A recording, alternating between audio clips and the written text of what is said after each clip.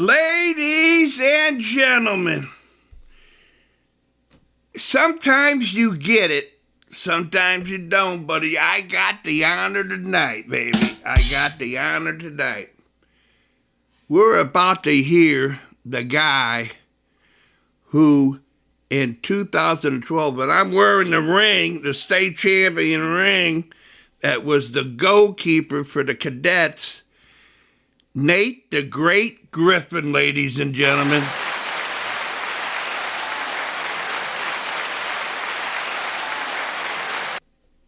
As you know that I know that you know, because I'm where I know, I could have you on as one of the who's who of high school soccer for the last, 2 decades or something. But we're starting here at Wales Certified of having goalkeeping coaches, right? You there? Yes, sir. Yes, sir. I appreciate the opportunity. Sorry, I was waiting for my moment. Yeah.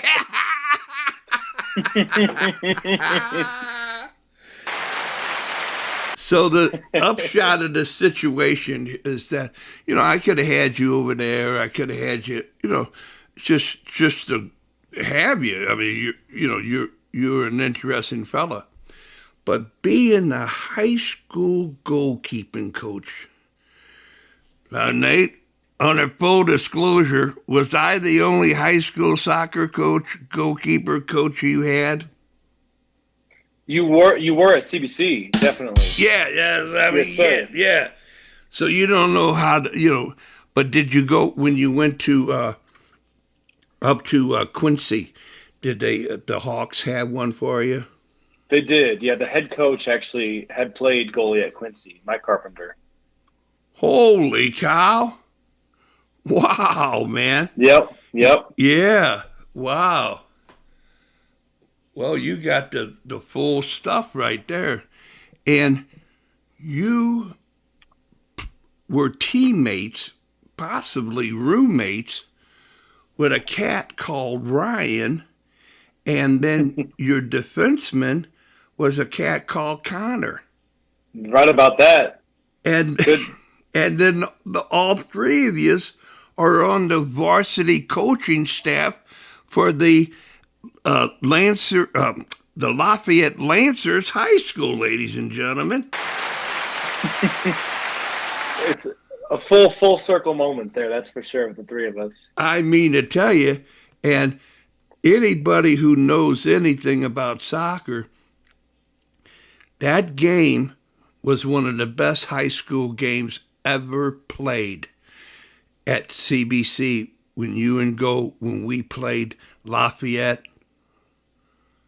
It was. It really was. It was one of the craziest games, and it's funny, me, Butch, and Dope still bring it up to this day. We talk about that game specifically and just how it all transpired, and, we ended up pulling it out, but that whole run that year was crazy, too. Yeah, baby. At the end of the day. Yeah. Yeah. It's that we played at Blue Springs. Yep. Right? And yes, sir. And we went to that high school and the morning of to have a little workout and then talk and blah, blah, boom. And there was a little boy. Every team had a mother or a father as a host for the school to, if you needed anything, they were there to get it for you, this and that. Mm-hmm. And the one had the little kid. And I told him, we worked out in the gym, and it was you. I forget the backup's name. He was a very real smart fella. Gosh, yeah, it's been 15 years. So one of the smartest guys we ever met. He was the backup keeper. And we practiced, and I told that kid, I said, listen, kid, remember this, because that's Nate the Great Griffin that's going to win the state championship. Well, do you remember too? By the way, Brian Dryden. I just wanted to double check. Brian Dryden was the backup. Great guy. I Yeah. remember the first preseason. We're walking in, and we didn't know you yet. You were new. I think that was the first year you were there.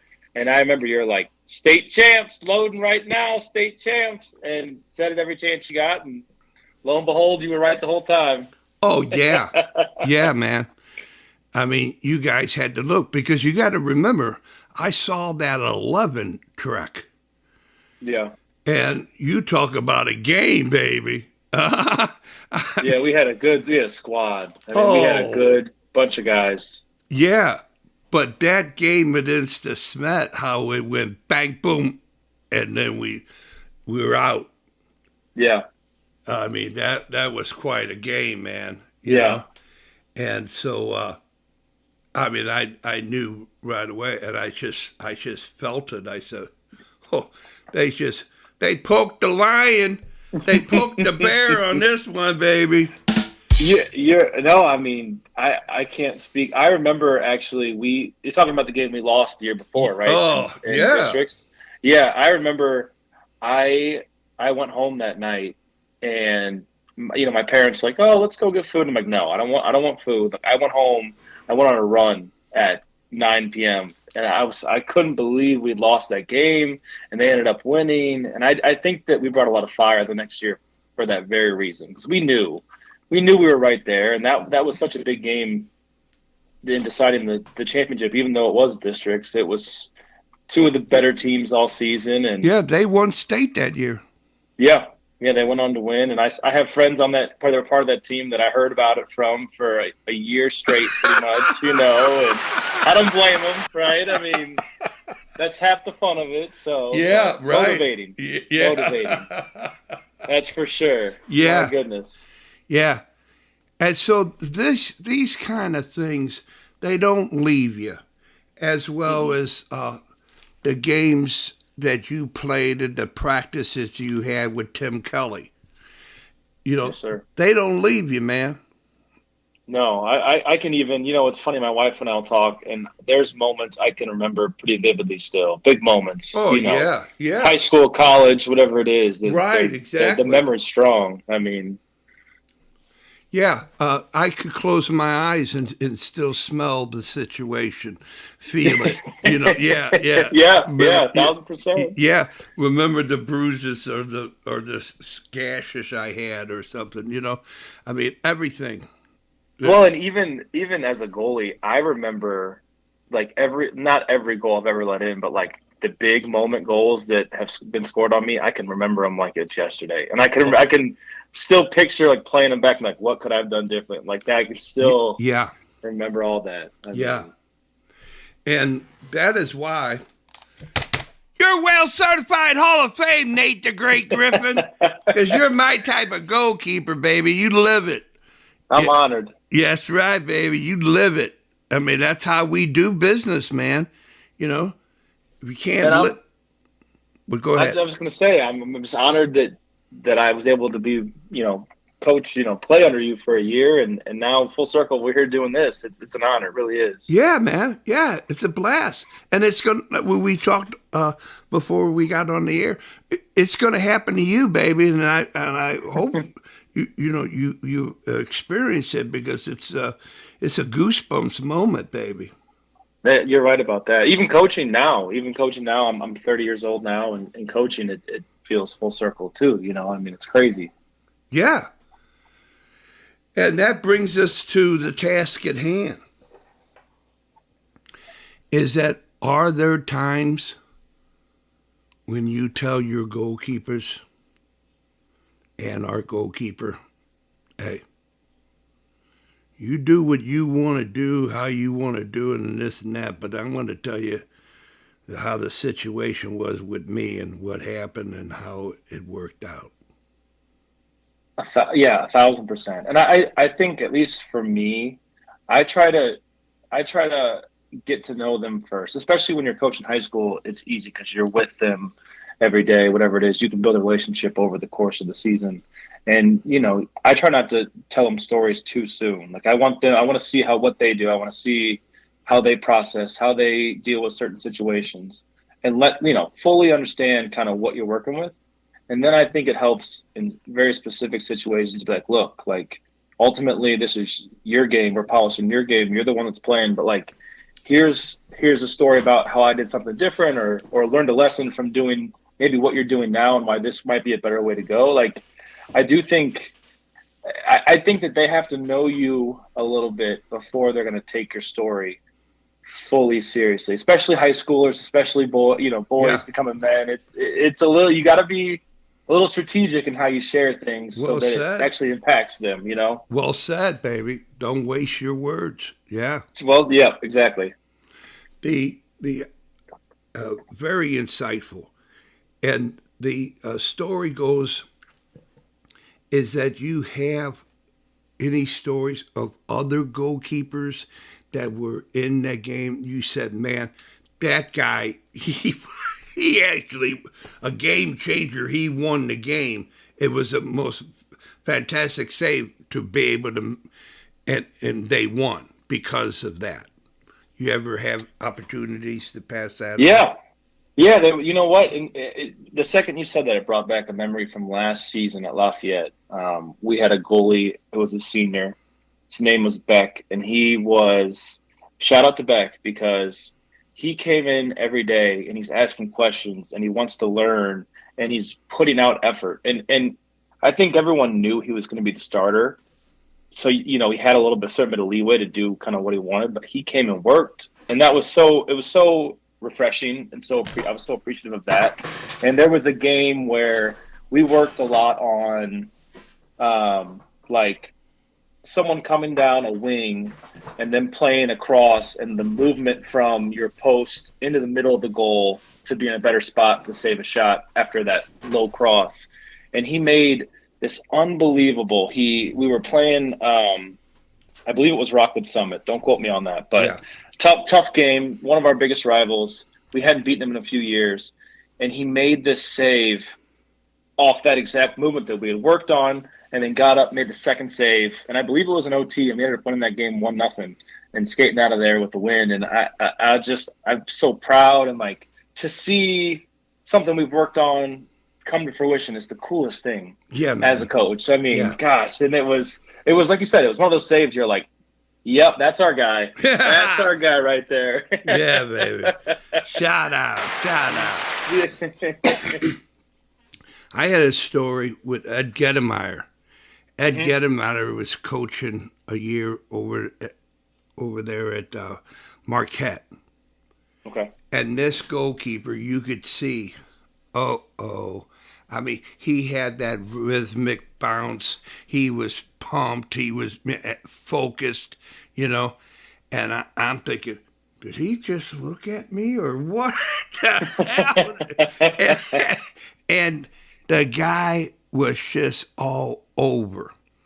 And he did the one where you have your shoulder to the ball, and he was able to go backwards and fly up and tip the ball over the crossbar, right?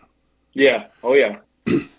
It's a rhythmic move that, goalkeeping coaches do with their and I said, man. And I told Ed, I said, what, man? He says, oh, we worked on that all year, and he did it, It's such a cool feeling. Yes, it is. Yes, it is. Yeah, as a coach. And that was really kind of a leadway in to say, I don't understand, but I mean, you got to do what you got to do. But if you don't have a goalkeeping coach, man, I don't know, you just, I think you kind of miss out on that kind of stuff. Yeah, it feels like a missed opportunity. And I do think maybe some of it stems from it, talking with Butchie even, it's tough to find, good goalies, especially who played the game. And, maybe it's a goalkeeper shortage of coaching. Maybe it's the program's not prioritizing that. It's interesting what that stems from, what that lack stems from. You're right about that. Yeah, I mean, you make a really interesting point. You and I, we're like doing what was given us. We're putting it back into the game because the guys that told us and gave it to us, that's what they told us that we had to do. I remember you specifically telling that to me too. I remember those days. Wow, man. Yeah, I do. Like I said, I just got a goosebump. Well certified Hall of Famer, Nate the Great Griffin. Thank you, baby. No problem. Okay, so here we are, man. You have done it enough. You know, you do a half a season and you're an official goalkeeping coach. And so you've had some time, and you talked a lot about the game and how to this and that, X's and O's with Connor and with Ryan. Mm-hmm. What have you done, changed from the first day you were the goalkeeping coach to where you're going to go the next time you go out, you're going to do something? No, that's a great question. So this previous season, last year, was my second year coaching. And I had a few, I think maybe 2 season gap where I changed jobs and it didn't work out for whatever reason. So I kind of came in with a fresh mind last year. And I remember kind of struggling to connect with the goalies my first year coaching, and maybe I was a little bullheaded as far as like, we're going to do it my way. This is how, and I don't know if I was trying to leave an impression or I thought I knew better than some, but I think that I came in with a fresh mindset. And like, I put a big focus on like getting to know the guys, especially I at Lafayette, with Butchie, I trained freshmen, JV, and varsity whenever it was possible, but I got to know the varsity guys really well. And like getting to know them first, know them, know their game, like kind of take a back seat and just let them do their thing before you start coaching right away. And I think that worked out really well because I was able to kind of get an evaluation in my head over the first few weeks, to kind of sit down with my thoughts and think, what does each guy need to do to be a better version of himself? And it's different for all of them, which was interesting. And then kind of tailor it towards that, if that makes sense, and just try to make it fun but challenging. Like the kind of balance of that is difficult, but I think that making it individualized to what they need and getting to know them first were the 2 biggest changes I made throughout last year that I think worked really well. Nice. A guy asked me, "Hey, Wells, what's your methodology?" I went, "Oh, yeah, what are you talking about?" Because I didn't know. And and answering what you answered, that's Nate the Great's methodologies. Am I close? You're right. Yeah. I think that my first year, if you would have asked me that exact question, which I don't think I had, I had ideas and I didn't come in unprepared, I guess is what I'm trying to say, but I don't know if I had a specific methodology that I could point back to as I did last year. I think that's a really good way to put it, actually. Yeah. But I'm retired, and so I got nothing but time. and I want to spend my time in quality moments, right? So I am all over YouTube from anywhere and everywhere in the world. I'm going to be a name dropper here, but Franz Hook, him and I were pals. Okay. Yeah, and he's starting the evolution of being a goal player. Check it out. Really? Yeah. I'll have to watch that. What's about it? What's the story? I'm going to surprise you. I'm going to let you, do your research and discover. Okay, I will. Yeah, you'll discover.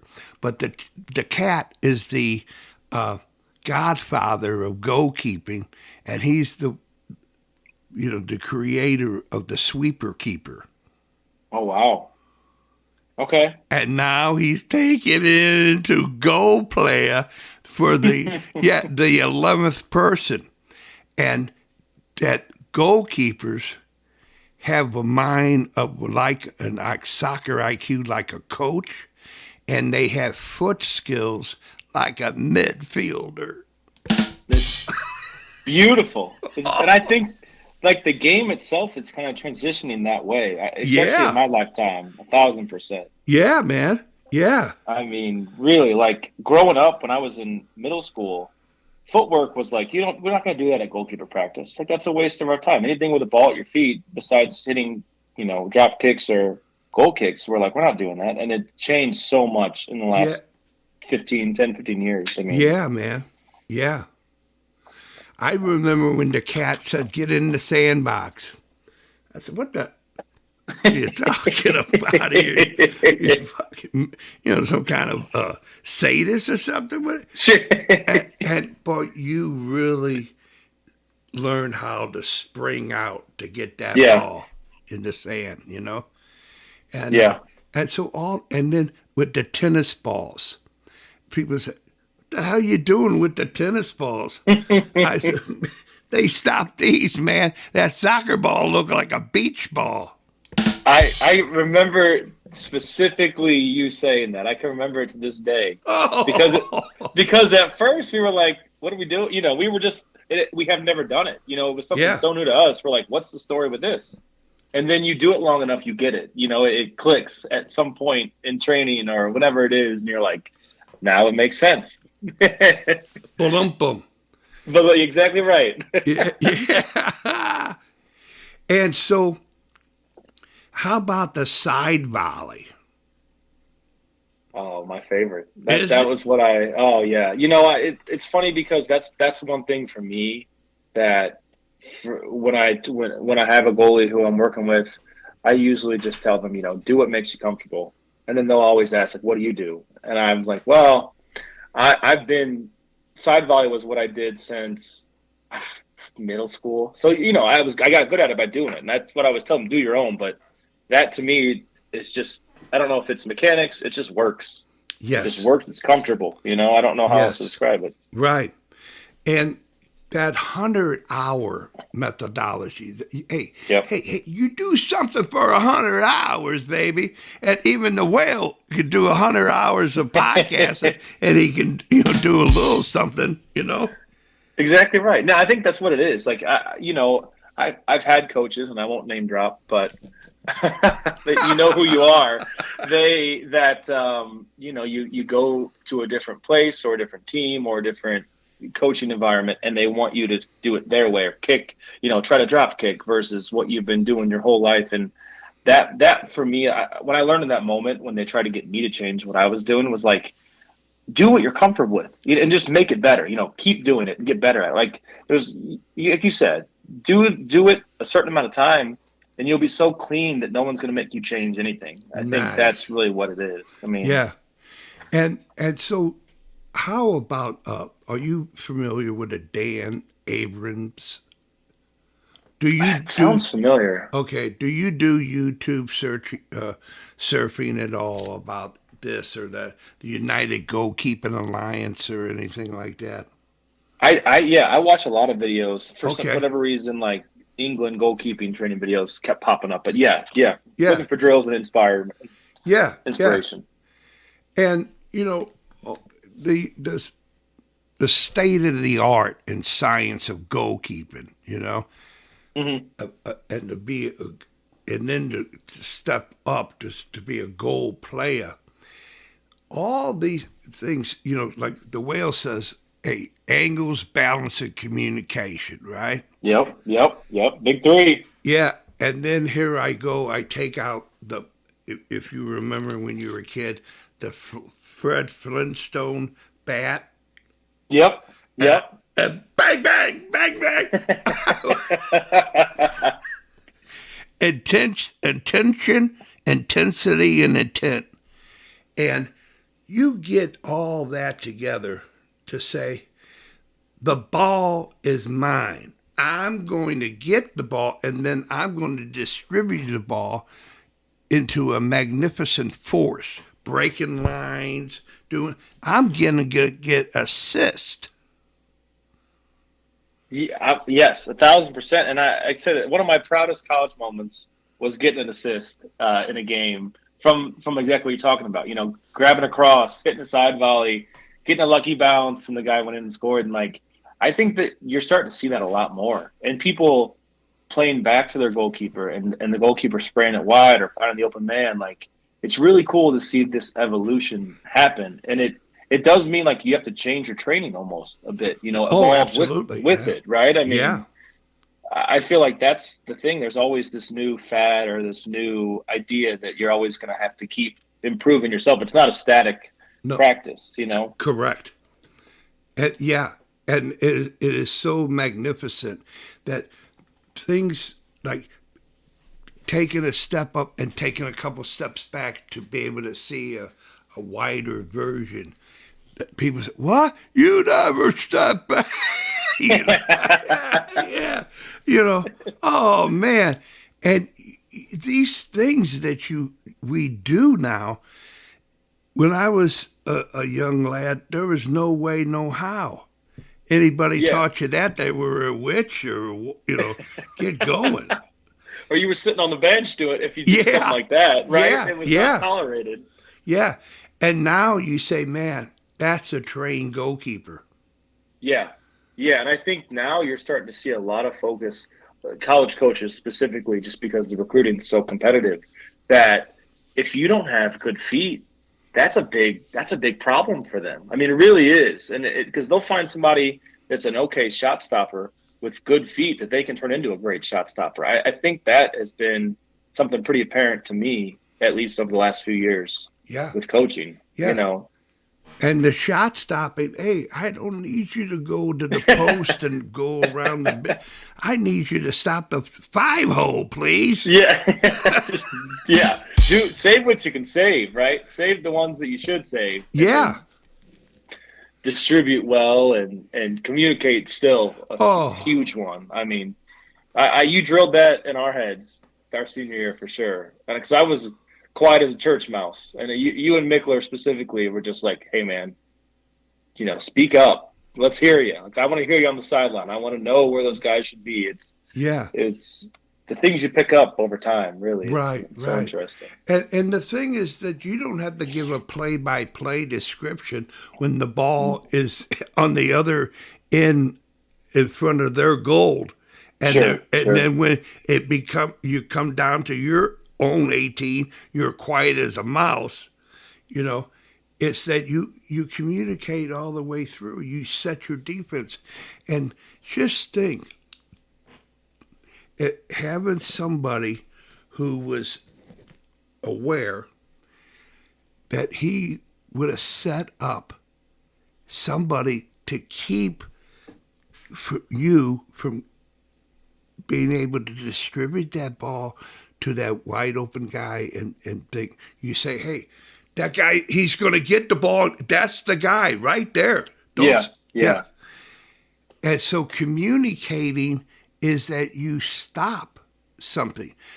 I was always told the best stop you ever made is the one you didn't have to make because you set the defense so magnificently. It was all, forget about it.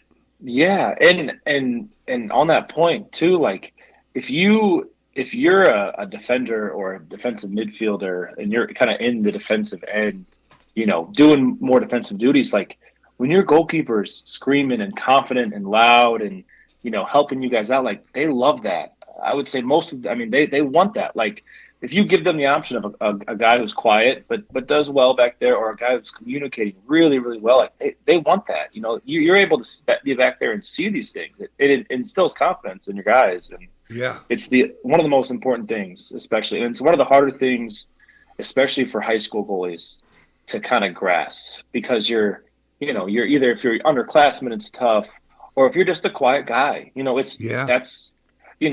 think that's been something that I didn't think would be a focus of goalkeeping coaching that has popped up a lot more than I thought, or maybe most people would think, is that need right there. Yeah. Several years ago, that was the number one thing that supposedly they took a survey of what college goalkeeping coaches look for. Do I hear the guy? Is he selling produce back there? Is he, is he loud? He's selling stocks on the floor or what? I mean, Can you hear the guy? And I didn't think about that. yeah, is that, because they all feel like, hey, I can teach you angles. I Sure. teach you how to be balanced in your play, but I can't teach you communication. It's got to be something in you that says, I have a key to success right here. It's in me. Yeah. And I think some guys struggle, and I struggle too. So I'm not immune to this. But I think one, you have to know the game pretty well. People can people you got to know the game. And you got to have some intelligence about and experience. Because like you said, the best save you make is one you don't make, because you've played through that exact moment once and you've seen it and you remember it and you're like, he's going to cut in or he's going to play the ball short. Yep. You can communicate that. It clicks at some point for a lot of guys, I think. Yeah. But that's a real thing, Nate, and that's why I was so eager to get you on, is that when you talked about earlier about let's just start what you just talked about. Sure. Is that why aren't there goalkeeping coaches? Mm-hmm. Is because they may not know. They don't have that fire to turn the game, to give back to the game. And the same way with kids not understanding the gift of the key to success with communication, because you got to know what to communicate. That's a really good point. And you gotta, I've been fortunate. I've always said this when talking about soccer, that I've had great coaches, goalkeeping coaches, head coaches, all the way through most of my teams, and that gives you a lot of motivation, and you learn so much about soccer and about life that you want to get back. And like you said, a lot of coaches did say, hey, like, take the opportunity to coach when the game's over for you and help the next generation. I do think some guys get burnt out. Myself, after college, I was burnt out playing, and I needed a break, and it was great. And then a year or two later, I was like, I want to play again. I want to coach. I want to be a part of the game as much as I can. And I think there's a lot of reasons, but yeah, having good coaches and being able to pass that forward is probably the biggest one. You know what I'm saying? Yeah. And that whole story of, you really got to invest yourself. Your skin in the game, or, what, is it part of you? Because when you cross that line, man, it's like, it's showing your character. The game reveals the character. Nowhere to hide. Yeah. Nowhere to hide back there. Oh, man. And I tell you, I really thought, I said, Mr. Wizard, you nobody can see me, can get me. Oh, wow, man. Well, and one thing that I found really interesting is talking with, once I knew the goalies last year pretty well, it's so interesting talking to them, because they started asking me questions about when I played and how I came up and all that. And they, a lot of those guys, I'm 10 years older, 12 years old, however much older I am than them, they see you as the finished article. And they're like, they assume you've always been good, but they weren't with me when I was in 8th grade or 7th grade and I started becoming a goalie. I show up to practice. I don't even have gloves. I was horrible. Horrible. And like you said, you just kind of got to stick with it. And when you cross that line, like, do it with a purpose, do it with heart, do it with a love of the game. And those things really do add up in the long run. They compound over time. That's the truth. I'm so thankful you said that, because I just developed one over the last 18 months. Do it. Oh, my God. Do it with purpose, for a purpose. Do it with purpose, on purpose. Do it with purpose, on purpose, for a purpose. I love it. That's it. Trademark it. There you go. Trademark it right now. File it right now. So, give us the inside scoop of what the boys should expect when they show up for camps and tryouts and stuff. What's your Lancer workout routine? Do you have a routine loosening up and all this? Yeah. Yeah, this year I'm lucky because I'll know.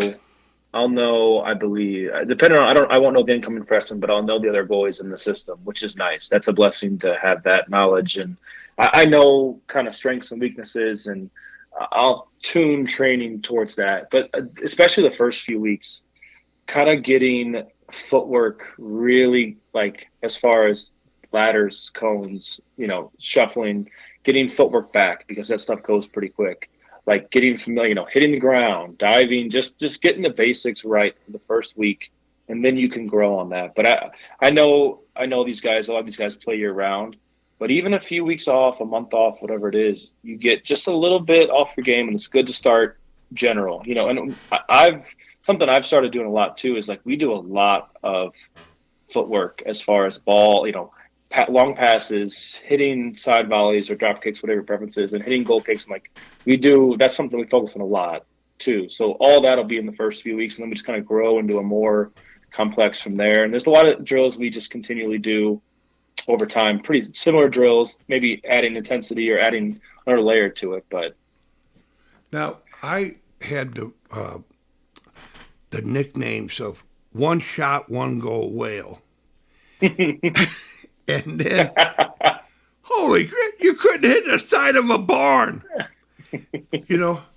And how do you, when you see somebody, you say, hey, just go through it, or are you someone like the Whale to say, I got such a bad habit, I'm getting real good at it?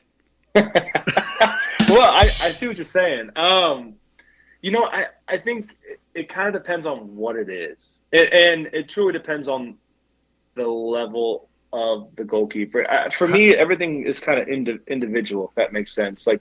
How we distribute. Focus on that. Okay. Specifically distribute is interesting. I would say, I always talk with Butchie first. Ryan Butchie. And I say, how do you want to play? Because, different coaches, either they want to play short and they want to keep the ball, or some guys are like, if you get the ball and you have a 2v2 up top, hit it long and just run the risk. So talk to the coach first. But we played a lot. We played a lot in the back. We wanted to include the goalkeeper, keep possession, and then if he's getting pressed, find the open man. I think for us, that was kind of the style. And I think it is dependent on the head coach and how they want to play, but that's how I like to train them. I'm like, look, you are going to be used with your feet. You're going to, we want to use you as the 11th man to keep possession and to play around the back and to honestly too, create a break. When you get the ball in your hands, if you see a guy, feel it and believe it, you can hit it where you want to and do it. I think put the power back in the goalies with their feet and say, ultimately they're the ones making the decisions in game, and just say, hey, we've trained this, we trust you, do what you think is right in the moment. And I think it's really cool to see a guy hear that and know they have the trust of the coaches and then go out and do it. It's the coolest thing in the world. It really is, to see them shine in that moment after we've talked about it and given them the confidence in it. So you did it to me, Nate. Did you say see it, feel it, believe it? Yep, exactly right. Baby, exactly right. baby. That was good.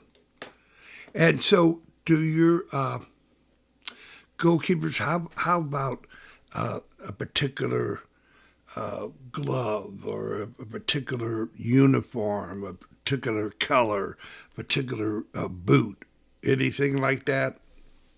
No, I was a Nike guy growing up, and I think that was just because it was popular when I was playing. But it's funny, a lot of the guys now, they're all over the board. Their cleats will be Adidas, their gloves will be some other brand. It's funny kind of asking them, like, how, and some of those are inspired by some of their favorite players who play pro now, and some is just like, I've always used it and I love it. I mean, I'm always, if they ever ask me for suggestions, I can tell them what I like, but I'm always like, wear what's comfortable, wear what you like, wear what you think looks cool, like, express yourself. Like I think sometimes people get a bit robotic when everything's matching and all that. Like, I like when people are like, this is what I like, this is what I wear. And like, if you're comfortable in what you're wearing and how you look, like that does transfer onto the field, I even if believe it's just a little bit. I believe so. That's Yeah. how I took it, and I could tell everybody that you looked marvelous, baby. I mean, you had it going on with that all black. I mean, that was Nate the Great right there, That's baby. true. Yeah, That's a good point. yeah, That's a good point. yeah, It's cool to choose our own. It was cool we got to choose our own at that point. yeah, yeah, You know, I like that idea. That was fun. yeah, yeah. Because I think it's a big thing, and my friends were always a kid that I always wore a collar, like if you ever look at Oh yeah. Oh yeah, yeah. yeah, yeah. And I never had a jersey that had a collar, maybe once or twice. But so I had to wear a shirt underneath the jersey, right, to have the collar. Okay, you had the Yeah, double layer going. yeah, Double yeah, layer. Okay, yeah, yeah. You know, I love that. oh yeah. And you know, the whole idea behind strawberries, I when I go to a doctor for a physical, they go, "Good God, what happened?" Yep, the turf burn and everything. Oh, Oh man, baby. they were Yeah. crazy. I Yeah. don't miss those. I don't miss No. those. I will No. say that. My brother I, was a burn victim from a fire, and he had it all over his chest, skin graft. sure, sure, sure. And Yeah. I never had the skin graft. It's a different color on the sides. You say, oh Sure. my God, man. Well, yeah, hips and like the Yeah. side of the calf were always, especially how much turf there is now. Oh, I mean, yeah, baby. that's like the feel. Like I always tell the goalies, like we haven't trained hard enough until we see a little something on the side there. That's when you know. Yeah, well said. And so the story goes with, do you recommend or just comfortability, or do you have a recommendation for finger protectors and or not? That's such a great question. You know, I've gone back and forth over the years. I hated them when I first tried them. When I want to say maybe the first time I tried them was in high school, and I didn't like how I couldn't move my fingers as fully as I wanted to maybe.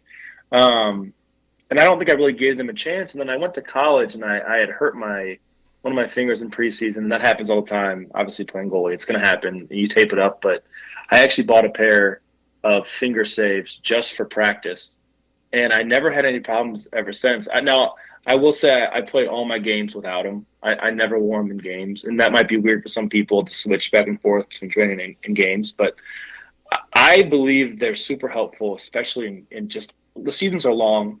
As a goalie, you're using your hands so much, it's almost inevitable to jam a finger or do whatever it is. Yeah. And I think they're good for training, but ultimately I've always been like I said with everything else, like you know, buy what you want, wear what you want, where it feels comfortable. I'm happy to give suggestions if people ask, but most of the time I'm just like, you know, wear what you like. It's up to the individual, but I did like the idea of them in training.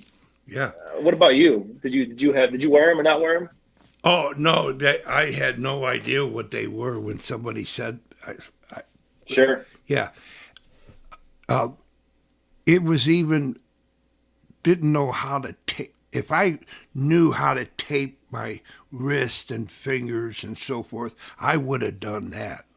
Sure, that's what I did a lot. I feel like over the years. Yeah. Now, did you learn? Did you take the time to learn how to do it, or would you always have to go to a trainer? I think it depended on what injury it was. Like when I had a serious thumb injury in college, I tore a couple ligaments, and the thumb being so important, I would go to the trainer for those. But you know, I mean, I was trying to count how many times I jammed a finger, any of them, any of the rest that weren't thumbs in the season. It was a very high number. And I just got good at taping, like, kind of the joints of the finger and just making it feel comfortable. I think that's the biggest thing. Like, it's never going to feel perfect when it's jammed. But if you can get it a little more comfortable, I think that's the main focus. I mean, that's... Now, the story with one of the greatest goalkeepers in the United States from St. Louis, David Bursick, sold his soccer master, and he was giving out discounts for goalkeepers and so forth. Mm-hmm. And so, What about you? Do you have a go-to place that you can get a discount? No, I don't. But funnily enough, I worked at Soccer Master in college and was fortunate to meet him, and we had some good conversations as far as goalkeeping and all that. It was really cool to hear from him, and Oh, oh yeah, man. yeah, He was a gentleman. You knew at 14 years old this guy was separated from everybody. really, yeah. Yeah, You knew immediately he was the guy. yeah, exactly. He's still got that aura about him a little bit. Yes, It's he been years, does. obviously, since that, but this was back in college. But Yeah, you he. get that feeling from him. Yeah, yeah, exactly. It was unbelievable, and that's even after the accident. He got T-boned there on Manchester. Oh, did he really? I'm sorry Yeah, to hear man. that. That's Yeah, tough. yeah. So that took him a little bit of backwards to say, "Hey, man, this Sure, this sure. this grown old ain't for sissies, man." You're right about that. Yeah. My gosh, I still play every once in a while, and I played the other night, and the next day I woke up and I'm like, man, it's taking a toll now more than it has in the past. I'll say Right, right on, that. right on. So, just a couple more, five, Oh ten yeah, minutes. Okay, is that yeah. all that comes down? Have you ever seen goalkeeping boots? Not no, I don't think I have. Well, I'm not, I'm gonna just give you that and let you research and look at that. You'll be amazed. They had your sport, UHL sport. Okay. They had goalkeeping boots, shoes, Hmm. spikes, whatever. And it was unbelievable how they had. I'll give you a little insight. They Sure. had four studs in the back. Really? Yeah, yeah, yeah. And it was really something. He said, "Man, what the?"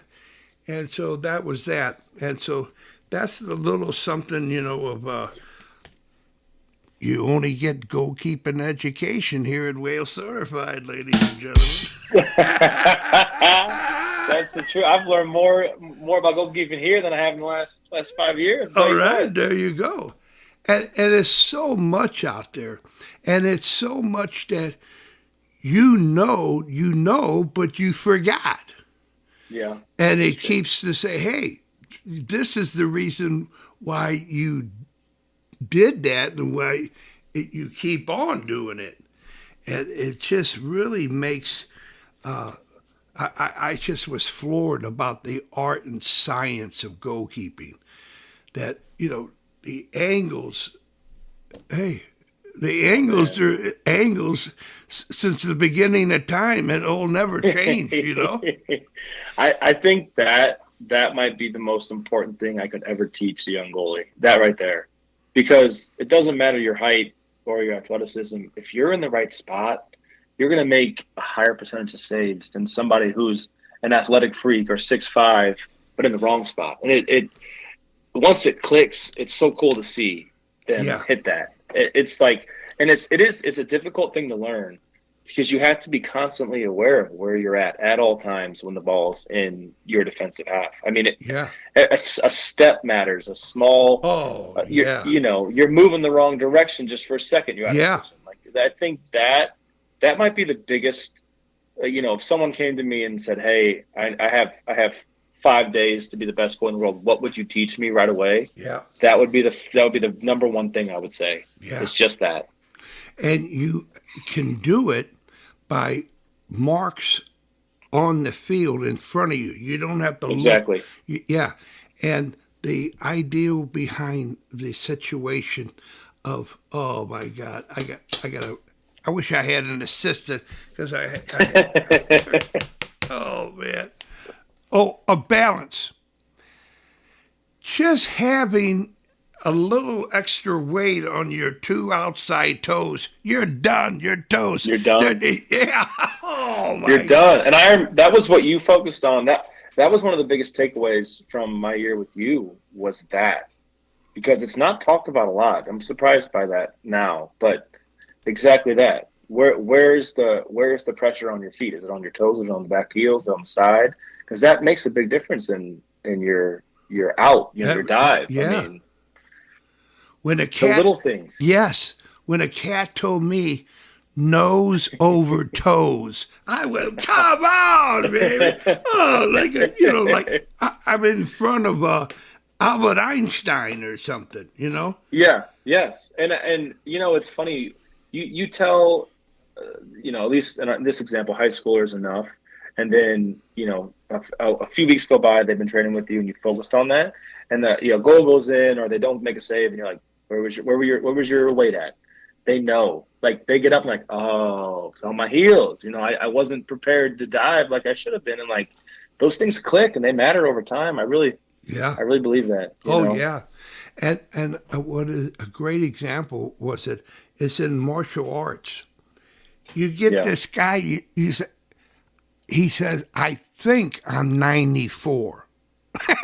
You know, and so, okay. And he says, oh, come on, big guy. And bang, you said, what the hell happened? He said, you don't have balance, son, you know? He wasn't anticipating it. Yeah, exactly Yeah. right. And I think it's so interesting when you start the new goalie or start a new season, and you see those habits. Either they've learned it and they're good at it, or they need a little reminder of like, why are you standing where you are? Because there should be a reason. You should be able to be like, I'm here because I'm a few feet from my near post. I'm able to cover the back post. Like, the positioning, the angles, and then where's your balance at? Those three things alone can make or break you. Oh, yeah. And how about hand shape? Yeah, Oh, yeah, baby. strong hands and Oh, and just that takes some learning too. I oh, mean, absolutely. I had a little separation, and I came back, and one of the first shots at me was a toe shot that hit me right in the kisser. And I went, and the guy yeah, says, oh, for God's sakes, Kevin, you got to get your hands in front of your face. yeah, that's true. Easier said than done sometimes, but you're not Yeah, wrong. yeah. But how you do the hand shapes, I mean, it's really something. And just to practice that, I remember when I was a young teenager of just walking on the balls of my feet for it seemed like an hour, 35 Sure. minutes or something, And don't get up, look around. Everybody's, I'm not looking at him, but he's looking at me. And Yep. I'm trying to move left and right and front and back, on the balls of my feet, And Exactly right. yeah, and then to have a hand shape of when you're diving to your side, your hand shape is different than your W straight up, your side W, Yep. your scoop, all these things. And I remember laying in bed and turning off the light and just tossing the ball up and catching it and tossing it back up. And just building that muscle memory and everything. And it's Yeah. so interesting because if you play long enough at goalkeeper, this might be lost on people that don't play, but as a goalie, I can think of a bunch of examples in my own time playing that, like, especially so you're diving right or left for a shot, and especially as you get older, it gets hit harder and harder. If your hand is at all, backwards and it hits your hand, there's a high likelihood it's going to go in the goal still. But like you said, your hand's a little more even, a little more forward even, and you just get a flick on it. That angle plays into everything, and it's such a minute detail, but it makes such a big difference in the long term at the higher levels that you almost don't think about it unless you had a good coach that's told you to focus on it, or you kind of figured it out yourself. Yeah. Oh no. I really didn't figure anything out for myself. I paid attention. I was never too poor to pay attention. There we go. Well, hey, that's a good talent to have, regardless in life. Yeah. And so the upshot of the thing was they said, when you go to the ball, put your hands to the ball and your eyes behind your hands. Yep. You say, oh, get going. And I'm telling you, man, you could have the little grandma, and she could flip your hand back if you're not looking at the back of your hand. Yeah. It gives Well, you... and ball's swerving for any kind of curve on it. You're not watching it. You're just going based off the first look you had. It's moving. Yeah. You're gonna have to adjust. Yeah, baby. Yeah. Okay, so here it is, Nate. Is a custom here at Wales Certified is to be able to say, hey, Griffin, Nate the Great Griffin. I'm looking. Did I tell you I'm looking at the ring? Right now, I'm looking at the yes. ring. Yeah, that made me happy. I love that. That was a beautiful ring. Yes, sir. The story goes is that whatever you want to say to who you ever want to say it to for as long as you want to say it for, this is your opportunity. Oh, man. Okay. Well, I would say specifically because we've talked about goalkeepers, or really if there's any young guys listening to this, that, everyone starts out somewhere, whether in life or in soccer. And, like we talked about earlier, like if you really want to make a run at something, whether it's being a better goalkeeper, whether it's being a better person in life, like we said, like commit to it and embrace the peaks and valleys. Get comfortable in the ugly and the uncomfortable, and just live it, and you will see results over time, and enjoy the beauty of it. Because as much as it sucks to be bad at something, whenever you kind of climb that hill and you get better at something, you look back and it's such a proud internal moment, and it almost is funny to some degree that you were that bad and you worked this hard to be talented at something. Like, give it your all, find something you're passionate about, and make it your own. I think that's, if someone ever asked me for advice, that's what I would say. Right on, man. Beautiful, baby. Beautiful. Well, so you know that I know that you know, because I'm where I know. You're Well Certified Hall of Famer, baby. I'm putting you right in the Hall of Fame now. Let's go, baby. Yeah, yes, right. And so there's still other, other Wales Certified aspirations you can go. This is not the ultimate. Sure. All right. Okay, good. So good. I hope to be having you on again, okay? That would be awesome. Thank you for this opportunity. It's been a pleasure. It really Right has. on. And Gold Lancers. Go the Lancers of Lafayette, baby. And you know me, quietly, go Cadets. Go Cadets quietly.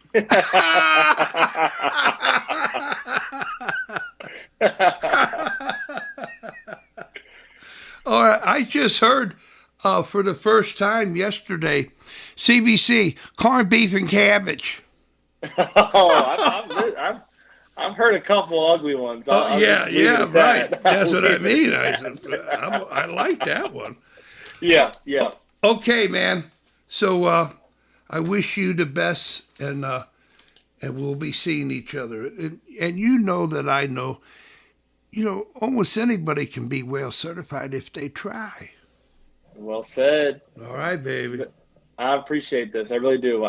Good to talk to you, Wales. Okay, Nate the Great. Take care, man. You too.